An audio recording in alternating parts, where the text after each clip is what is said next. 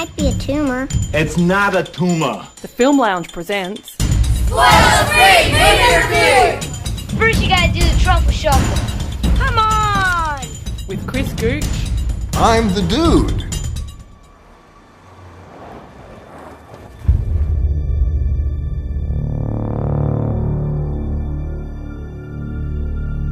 We found something out here. Something only you might understand. Oh my God. 20 years ago, Roland Emmerich set the standard for extinction-level event blockbusters. Since then, he has made one disaster movie after another. Some figuratively, some literally. Despite some of his films being turned into sequels, Emmerich himself has never done a sequel before. Until now. After sitting through the 2-hour runtime, you kinda think he should've just continued to stay away from sequels. That is definitely bigger than the last one.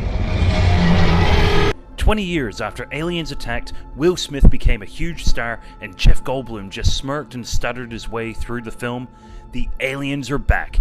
And as the tagline says, we had 20 years to prepare, but so did they.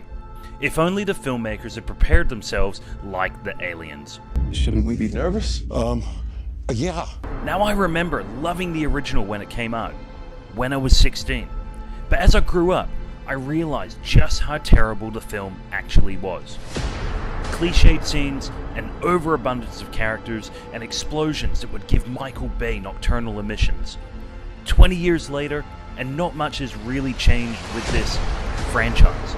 Too many characters, too many incestuous links between the characters, and gigantic explosive spectacle where characters survive insurmountable odds to eye-rolling proportions. The film itself doesn't just one-up its predecessor, but ones up every other destructive blockbuster that has come out since. Roland Emmerich decides to throw as many landmarks as possible at other landmarks, regardless of physics or geography. However, physics-defying logic is the furthest issue this film has. They like to get the landmarks. With lackluster characters that make you miss Will Smith, and situations that just defy sheer logic. Logic such as allowing a long-haired crazy comatose patient walk effortlessly past armed guards in a secure area that's housing the President of the United States, whilst his IV bags just drag along beside him. You know, that kind of logic. Once again, like the original, the film just is filled with stereotypes that sometimes border on the offensive. You have the geek, the Top Gun maverick, the eccentric scientist, the machete-wielding Somalian warlord, the Asian for the Chinese market, the Jew, and quite literally an Irishman hunting for gold. Add to this too many additional characters, too long a runtime, and too many pixels flying around the screen, you can't help but feel exhausted by the time the end credits start to roll. I had years to get us ready.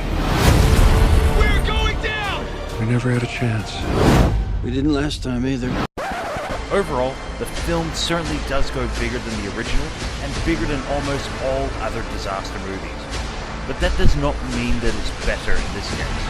Lacking on many fronts and in a blockbuster season filled with sequels, Independence Day Resurgence falls into the category of sequels that crashed and burned like so many of the landmarks featured in the trailers. Independence Day Resurgence gets 1.5 out of 5 stars.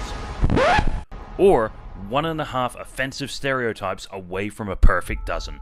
It's the 4th of July, so let's show them some fireworks. Hold on!